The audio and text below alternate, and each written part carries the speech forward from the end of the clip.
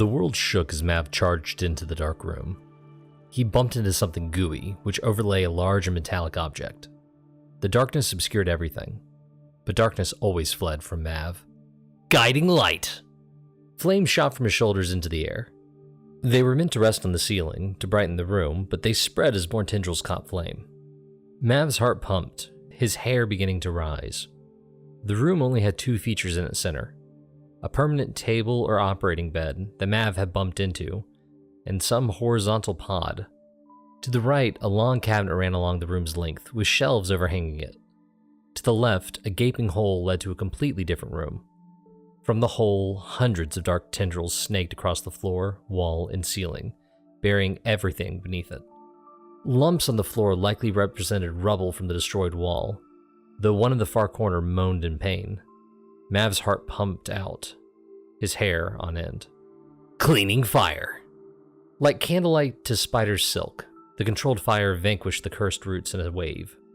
Something massive churned through the opening in the wall, but the pod before Mav drew his attention. A warm, dull glow emanated from a glass section. As Mav walked closer, he treaded upon wires and tubes connecting the pod to the metal table. What was inside seemed to remove all the cold that had built up in Mav's body. Wait! A man, the one beneath the tendrils, croaked, feebly reaching to Mav as he gripped the pod's door. You'll ruin everything. Mav's fingers melted the pod's hinges, then he wrenched the door aside. You fool! The man said, beginning to crawl forward.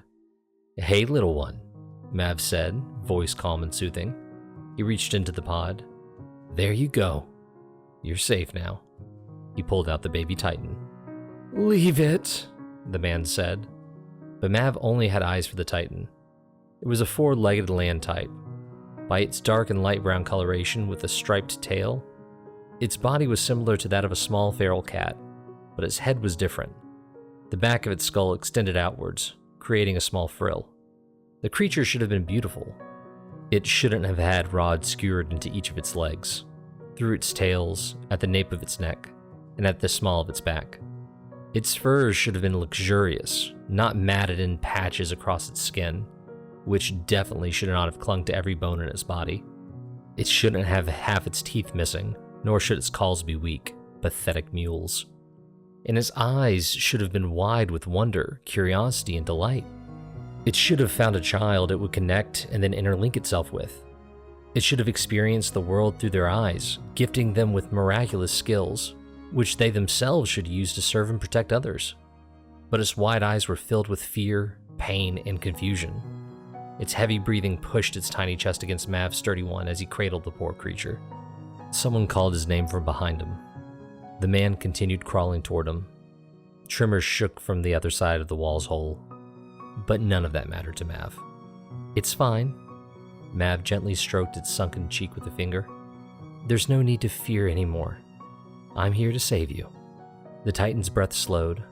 Mav smiled. It blinked and its pupils grew smaller. That's right. Nothing's gonna hurt you. It blinked again, its eyelids unable to rise all the way. Then again and again. Each time its eyes opened less and less, its breathing returned to a natural rhythm, and then a lethargic one. You're safe. Mav smiled at it, petting its cheek. You're safe. It closed its eyes. The room had stopped shaking, yet the tiniest rumble remained from within the Titan, almost a purr. Then the little body stilled, matching the surrounding world. The Titan's body disappeared into light, wafting over Mav's face until it vanished into the ether, leaving behind only a warm sensation on his cheeks, clattering equipment on the floor, and teardrops on Mav's forearms where the little miracle left this world.